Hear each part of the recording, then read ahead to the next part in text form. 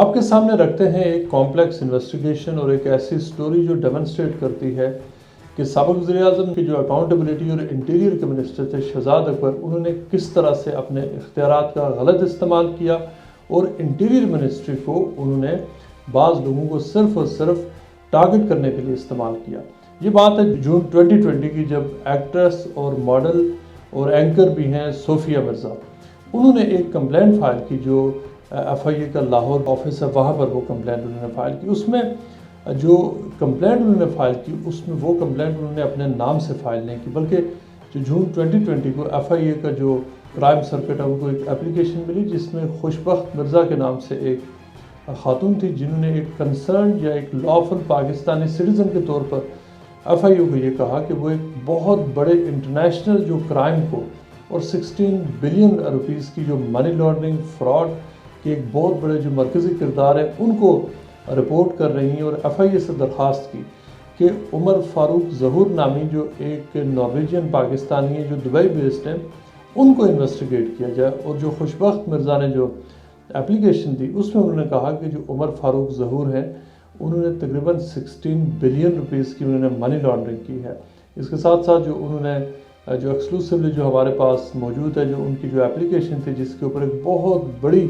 کارروائی ہوئی، کروڑوں روپے پاکستان کے خرچ ہوئے، اور یہ ایک بہت بڑا سکینڈل ہے کہ یہ پورا کس طرح سے یہ پوری انویسٹیگیشن کو چلایا گیا اور اس کے جو ایکچول فیکٹس کیا ہیں جو ہم پہلی بار سامنے لا رہے ہیں۔ خوشبخت مرزا نے جو اپلیکیشن دی اس میں انہوں نے اپنا نام تو بالکل ظاہر نہیں کیا، انہوں نے یہ بھی نہیں بتایا کہ وہ آخر عمر فاروق ظہور کو ٹارگٹ کیوں کر رہی ہیں، وجہ کیا ہے۔ لیکن جو انہوں نے اپلیکیشن دی اس میں انہوں نے لکھا کہ جو عمر فاروق ہیں انہوں نے اوسلو میں 2010 میں $89 ملین کو انہوں نے فراڈ کیا ہے۔ اس کے ساتھ ساتھ انہوں نے یہ بھی کہا کہ سوئٹزرلینڈ میں 2004 میں انہوں نے تقریباً $12 ملین جو ڈالرز ہیں اس کا انہوں نے فراڈ کیا ہے۔ اور یہ کہ ان کے جو اس کے علاوہ انہوں نے جو ایک چارج شیٹ ایشو کی جس میں انہوں نے کہا کہ ان کے پاس وہ دبئی میں رہتے ہیں، ان کے پاس بہت ساری رولز رائسز ہیں، ان کے پاس بہت سارا گھر پہ انہوں نے جو انلیگلی انہوں نے گولڈ رکھا ہوا ہے، پیسے رکھے ہوئے ہیں، پاکستان میں ان کی پراپرٹیز ہیں، ان کی سوئٹزرلینڈ میں، پوری دنیا میں ان کی بلینز آف روپیز کی پراپرٹیز ہیں جن کے بارے میں انہوں نے کہا کہ یہ غیر قانونی پیسے سے بنائی گئی ہے، منی لانڈرنگ ہوئی ہے، بہت بڑا فراڈ ہوا ہے۔ اور یہ کہ سوئٹزرلینڈ اور اوسلو میں ناروے میں انہوں نے جو ٹوٹل اماؤنٹ بنتی ہے وہ تقریباً 110 to 15 ملین جو ڈالرز ہیں اس سے زیادہ کا جو فراڈ کی ہے اس کے لیے، اور جو انہوں نے منی لانڈرنگ کی ہے باہر سے پاکستان میں، اس پہ انویسٹیگیٹ کیا جائے چونکہ انہوں نے پاکستان کو بدنام کیا، پاکستان کے مفادات کو نقصان پہنچایا، اور یہ کہ عمر فاروق ظہور کو انویسٹیگیٹ کرنا پاکستان کے نیشنل انٹرسٹ میں، پاکستان کے پریسٹیج اور امیج کے لیے ضروری ہے۔ اور یہ جو ہی انہوں نے یہ اپلیکیشن فائل کی، اس کو جو مشہور ایک محاورہ ہے کہ اس کو پہیے لگ گئے۔ ایف آئی اے کو اس وقت رن کر رہے تھے شہزاد اکبر، اور اس وقت جو ڈاکٹر رضوان جن کے جو فوت ہو چکے ہیں وہ ایف آئی اے لاہور کے چیف تھے، لہٰذا انہوں نے اس پہ انکوائری شروع کروائی، اور 2 مہینے کے اندر انہوں نے 2 ایف آئی آرز کے تحت عمر فاروق ظہور کی نہ صرف انکوائری کی بلکہ اس پورے معاملے کو شہزاد اکبر انٹیریئر منسٹری کے ذریعے لے کر چلے گئے کیبنٹ کے سامنے۔ سابق وزیر اعظم عمران خان اور کیبنٹ کے سامنے اس معاملے کو رکھا گیا کہ عمر فاروق ظہور بہت بڑا کرمنل ہے جس کی انویسٹیگیشن بہت ضروری ہے۔ پھر کیا ہوتا ہے کہ کیبنٹ میں وہاں پر سوالات نہیں پوچھے گئے کہ آخر مسئلہ کیا بنا، کہ ان کو کیوں انویسٹیگیٹ کیا جانا چاہیے، لیکن جو ہمیں ذرائع نے بتایا ہے کہ اس وقت عمران خان کو بتایا گیا کہ عمر فاروق ظہور فرنٹ مین ہے آصف علی زرداری کے، اور بہت سارے یہ کہ ان کو بلینز کی ان کی جو بے نامی کی جائیداد ہے وہ ان کے نام پر ان کو ایک کہانی سنا کر اپروول لی گئی کہ عمر فاروق کے خلاف فردر انویسٹیگیشن اس کو آگے کیوں بڑھایا جائے، مختلف سٹیپس کیوں لے جائے۔ بہت ہی انٹرسٹنگ اس کے فیکٹس ہیں۔ جب کیبنٹ کا اپروول ہوا اس کے فوراً بعد کیا ہوتا ہے کہ ایف آئی اے نے جو بہت بڑا ایکشن شروع کیا عمر فاروق ظہور کے خلاف، ان کا نام ایگزٹ کنٹرول لسٹ میں ڈال دیا، ان کے نان بیلیبل اریسٹ وارنٹس ان کے ایشو کر دیے، اور اس کے ساتھ ساتھ ان کا جو پاسپورٹ اور CNIC نمبر ہے وہ بلاک ہو گیا، اور انٹرپول سے رابطہ کیا گیا جو نیشنل جو کرائم بیورو ہے اس کے ذریعے انٹرپول کو کہا گیا کہ عمر فاروق ظہور کے ریڈ وارنٹس ایشو ہو چکے، لہٰذا انہیں گرفتار کر کے پاکستان کے حوالے کیا جائے۔ یہ سارا کام اس کو جو مانیٹرنگ کر رہے تھے شہزاد اکبر اور ڈاکٹر رضوان۔ جو بہت امپورٹنٹ بات جو کیبنٹ کو نہیں بتائی گئی، جو خوشبخت مرزا نے اپنے اپلیکیشن میں بھی نہیں بتائی، وہ یہ تھی کہ ان کا جو ان کو شوبز اور میڈیا میں ان کو صوفیہ مرزا کے نام سے جانا جاتا ہے، اور یہ کہ وہ ایکچولی عمر فاروق ظہور کی ایکس وائف ہے۔ 2005 اور 6 میں ان کی شادی ہوئی عمر فاروق کی اور صوفیہ مرزا کی، اور اس کے بعد تقریباً 1 سال سوا سال کے بعد ان کے اختلافات شروع ہوئے۔ ان کے 2 بیٹیاں پیدا ہوئیں، جڑواں بیٹیاں تھیں، اور اس کے بعد ٹوئن ڈاٹرز کی پیدائش کے بعد ان کی سپریشن ہو گئی، پھر ان کی ڈیورس ہو گئی، اور اس کے بعد ان کا بیٹیوں کے اوپر ان کے تنازع چلتا رہا، اور پھر 2008 میں عمر فاروق ظہور پاکستان سے اپنی بیٹیوں کو دبئی لے گئے۔ یہ ساری باتیں جو کیبنٹ ہے اس کو اپروول لینے سے پہلے نہیں بتائی گئی۔ پھر جب وہ دبئی جانے کے بعد جو کیس چلا سپریم کورٹ آف پاکستان میں، اور اس کے ساتھ ساتھ جو دبئی کی جو یونائٹڈ عرب ایمریٹس کی جو شریعہ کورٹ ہے وہاں پر بچیوں کی جو کسٹڈی ہے اس کے حوالے سے کیس چلا، جو یونائٹڈ عرب ایمریٹس کی جو شریعہ کورٹ ہے اس نے فیصلہ دیا کہ بچیاں عمر فاروق ظہور کے ساتھ دبئی میں رہیں گی۔ اس کے ساتھ ساتھ جو سپریم کورٹ آف پاکستان نے بھی کیس کو سنا، اور انہوں نے صوفیہ مرزا کو کہا کہ وہ اس حوالے سے دبئی کی کورٹ سے رجوع کریں جہاں پر ان کی بچیاں ڈومیسائلڈ ہیں۔ اور یہ وہ ایکچوئل پورا بیک گراؤنڈ تھا، جو اصل جو پوری جو تنازع ہے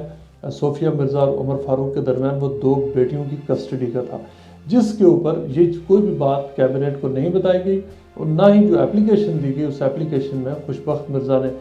بتایا کہ وہ ایکچولی کون ہے، اور یہ کہ وہ ان کو رپورٹ کیوں کر رہے ہیں۔ یعنی ایک انہوں نے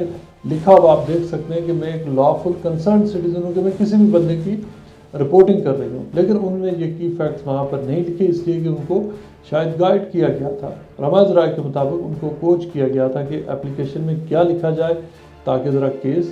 ستھرا بنے اور سٹرانگ بنے۔ یہ وہ بنیاد تھی، یہ وہ پورا معاملہ تھا جس کو بنیاد بنا کر عمر فاروق ظہور کے خلاف جو ان کے نام بے ارسٹ وارنٹس ایشو ہو گئے، اور پورا جو انٹرپول کا ان کے خلاف ایکشن شروع ہو گیا۔ پھر آگے جو کیا ہوا کورٹس میں، اس میں بہت امپورٹنٹ فیکٹ سامنے آئے ہیں۔ عمر فاروق نے جو ہمارے پاس جو ڈاکیومنٹس ہیں اس کے مطابق انہوں نے جو 20 مئی 2021 کو انہوں نے ایڈیشنل سیشن جج لاہور کے ان سے انہوں نے رابطہ کیا، رفاقت علی گوندل، جنہوں نے 20 مئی 2021 کو انہوں نے یہ کیس سنا، اور جو نان بیلیبل جو ان کے وارنٹس ایشو تھے ان کو سیٹ اسائڈ کیا، اور کورٹ میں جج نے انہوں نے کہا کہ جو ایف آئی اے نے جو پروٹوکولز تھے، جو رولز تھے، قوانین تھے، ان کو فالو نہیں کیا، چونکہ ایک پروسیجر ہے جو کرمنل لا ہے اس کے تحت کہ کسی کے جو نان بیلیبل ارسٹ وارنٹس ہیں وہ ایشو کرنے سے پہلے کچھ پروسیجرز کو فالو کیا جاتا تھا۔ اس کیس میں انہوں نے ان پروسیجرز کو فالو نہیں کیا، جو ان کے نان بیلیبل ارسٹ وارنٹس ہیں وہ ان کو سیٹ اسائڈ کر دیا گیا۔ اس کے بعد جو عمر فاروق اپنا کیس لاہور ہائی کورٹ لے کر گئے، جہاں انہوں نے جو ریڈ وارنٹس ان کے اوپر ایشو ہوئے تھے اس کے حوالے سے انہوں نے کہا کہ ان کے ساتھ زیادتی ہوئی ہے، ریڈ وارنٹس ایشو نہیں ہونے چاہیے تھے۔ جسٹس علی خان نے انہوں نے یہ کیس سنا، اور جون 9 2021 کو انہوں نے جو ریڈ وارنٹس تھے انہوں نے ان کو وڈرا کیا، اور یہ بھی کہا کہ ان کے سامنے جب پورا کیس سامنے آیا تو ان کو یہ پتہ چلا کہ جو ایف آئی اے نے اس معاملے میں نہ صرف غلط بیانی کی تھی، وہ جھوٹی سٹیٹمنٹ دی تھی، بلکہ انہوں نے قوانین کو ایک بار پھر توڑا، چونکہ جو ریڈ وارنٹس کے حوالے سے جو قوانین ہیں ایشو کرنے سے پہلے وہ ایک پورا پروسیجر ہے اس کو فالو نہیں کیا گیا۔ اس کے ساتھ ساتھ جو جسٹس علی خان تھے انہوں نے ریمارکس کیے کہ جو عمر فاروق شیخ ہیں، جو جن کے بارے میں یہ کہا جاتا ہے کہ وہ دبئی کی رائل فیملی کے ساتھ کام کرتے ہیں، اور جو لائبیریا کے ایمبیسڈر ہیں فار پاکستان اور جو ساؤتھ ایسٹ ایشیا کا ریجن ہے اس کے لیے، کہ ان کو ڈپلومیٹک امیونٹی تھی اور ان کے خلاف ریڈ وارنٹس ایشو ہونے ہی نہیں چاہیے تھے، اور یہ ساری چیزیں ایف آئی اے کو پتہ تھی، ریکارڈ کا حصہ تھی، لیکن ایف آئی اے نے ان ساری چیزوں کو ایک طرف رکھا اور انہوں نے عمر فاروق کے خلاف جو وارنٹس تھے، وہ ریڈ وارنٹس تھے، وہ ایشو کروا دیے، وہ سیٹ اسائڈ ہوئے۔ اس کے بعد عمر فاروق جو جوڈیشل مجسٹریٹ کورٹ ہے غلام مرتضیٰ ورکی، ان کی عدالت میں گئے، اور وہاں پر جو کورٹ آرڈر آیا ہے وہ بہت ہی انٹرسٹنگ ہے، اور وہ اس حوالے سے انٹرسٹنگ ہے کہ اس میں جو کورٹ کے سامنے جو مواد رکھا گیا، سب سے پہلے تو ایف آئی اے نے کوآپریٹ نہیں کیا، اور پھر جب ایف آئی اے کو فورس کیا گیا تو انہوں نے جو ریکارڈ ہے سارا سامنے رکھا۔ اس وقت بات جس سامنے آئی کہ ایف آئی اے نے مکمل طور پر قوانین کو وائلیٹ کیا، انہوں نے چاہے وہ ایگزٹ کنٹرول لسٹ کا معاملہ ہو، چاہے وہ جو ریڈ وارنٹس ایشو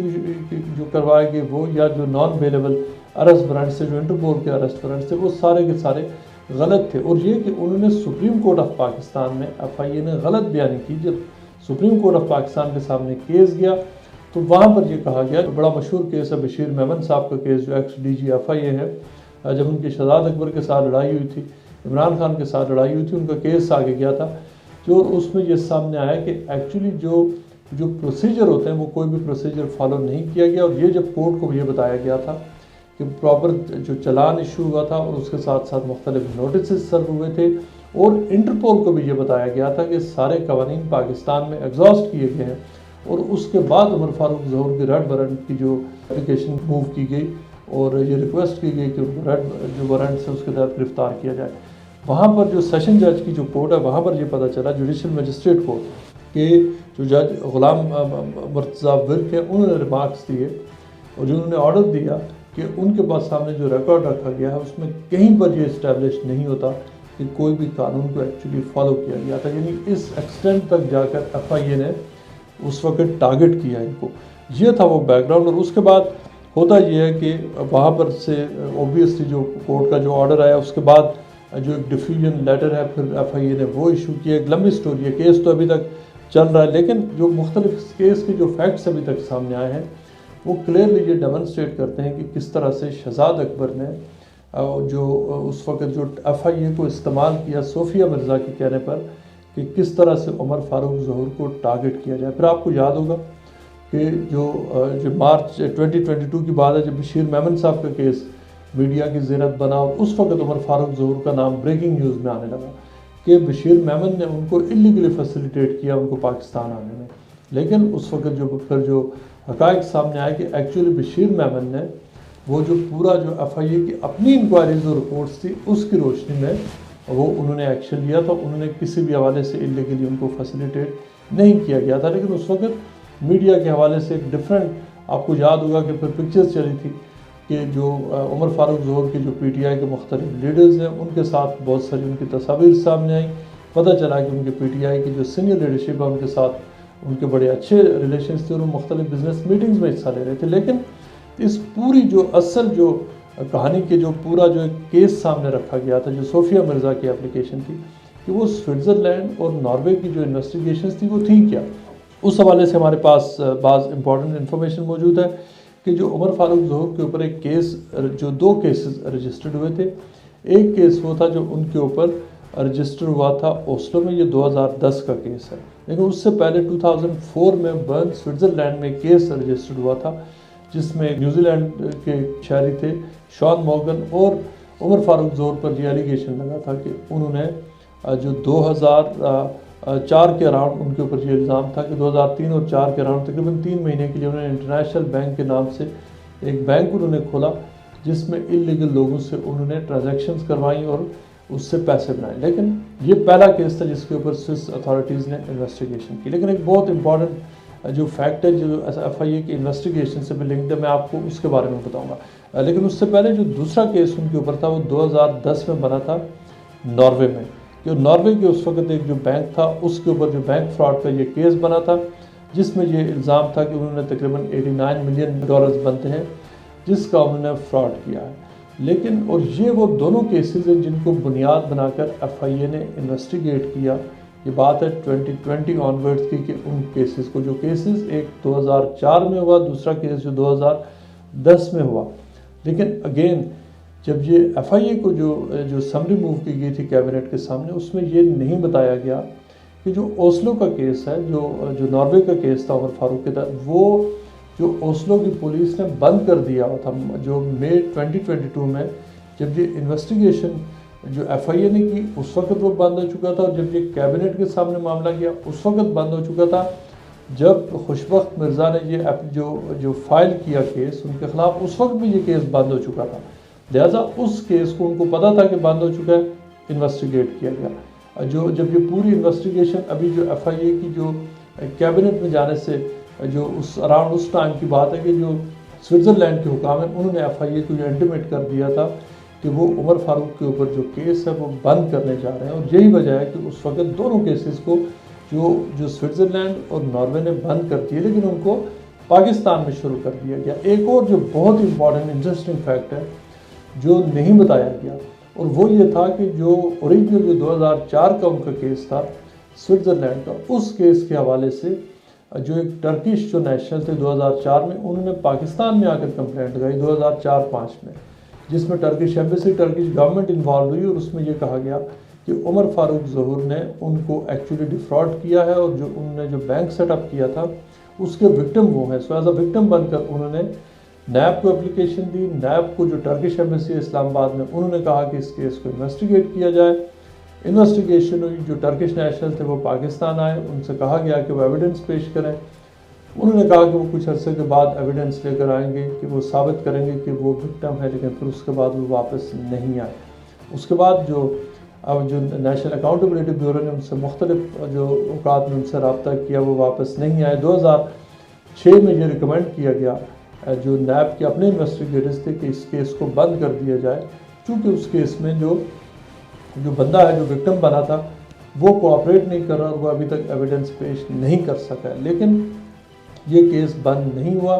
تو نیب کا جو بورڈ آف ڈائریکٹرز تھا انہوں نے ریکمینڈ کیا کہ یہ کیس چلتا رہنا چاہیے. پھر جا کر یہ کیس تقریباً 2013 تک مختلف جو اوقات میں جو ٹرکش حکام ہیں ان کو خط لکھا گیا. انہوں نے اس حوالے سے جو وکٹم بنے تھے اوریجنلی ٹرکش نیشنل، انہوں نے جواب نہیں دیا، رابطہ نہیں دیا. اور پھر جو یہ کیس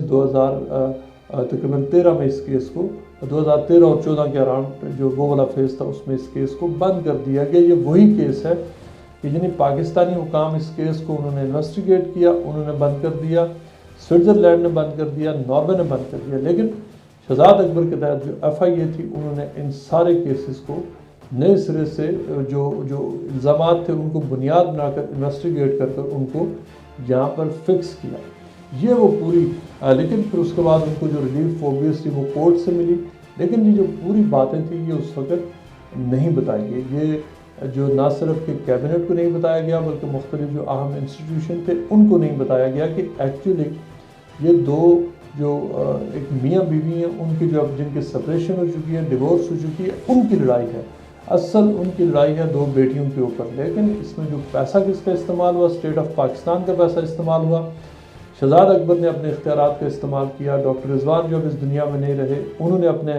جو اختیارات تھے آؤٹ آف دا وے جا کر انہوں نے اس کیس کو انویسٹیگیٹ کیا. اوریجنل جو کیس میاں بیوی کا ہے وہ وہیں کا وہیں پر ہے. اور یہ سارے جو حقائق ہیں یہ اب پہلی بار سامنے آ رہے ہیں، وہ جو ڈیمونسٹریٹ کرتے ہیں کہ جو اس وقت جو شہزاد اکبر کہتے تھے کہ وہ اکاؤنٹیبلٹی کے نام پر وہ انصاف کریں گے، اور یہ کہ وہ نیا پاکستان بنانے کی جو ڈریم ٹیم تھی اس وقت کی، اس کے وہ ایک لیڈنگ ممبر تھے. اصل میں جو اب حقائق سامنے آ رہے ہیں وہ یہ ڈیمونسٹریٹ کر رہے ہیں کہ کس طرح سے انہوں نے اپنے عہدے کا، اپنے اختیار کا، ذاتی دوستی کی خاطر اور ایک جھوٹے کیس کی بنیاد پر، جھوٹے الزامات کی بنیاد پر انہوں نے کروڑوں روپے خرچ کر دیے. اور اس کا اینڈ رزلٹ یہ ہے کہ وہ جو کیس وہ جو نہ صرف ان ممالک میں بند ہو چکے ہیں لیکن پاکستان میں بلکہ اس سے پہلے ہی بند ہو چکے تھے. اس حوالے سے جب ایف آئی اے سے ہمارا رابطہ ہوا ان کے ورژن کے لیے، تو ایف آئی اے میں جو ہمارے سورسز ہیں انہوں نے یہ کہا کہ اس وقت جو حالات ایسے تھے کہ اس وقت موسٹ پاورفل منسٹرز میں سے شمار ہوتا تھا شہزاد اکبر کا، اور یہ ان کی ذاتی انٹرسٹ تھا، ذاتی ڈائریکشن تھی. اور یہ کہ وہ صوفیہ مرزا کو جو کیس ہے اس میں وہ فیور دینا چاہتے تھے، جس کی بنیاد پر ایف آئی اے نے آؤٹ آف دا وے جا کر اس کیس میں نہ صرف یہ کہ انہوں نے اس کیس کو رن کیا بلکہ جو کی فیکٹس تھے وہ ان کو انہوں نے مختلف کورٹ سے بھی چھپایا.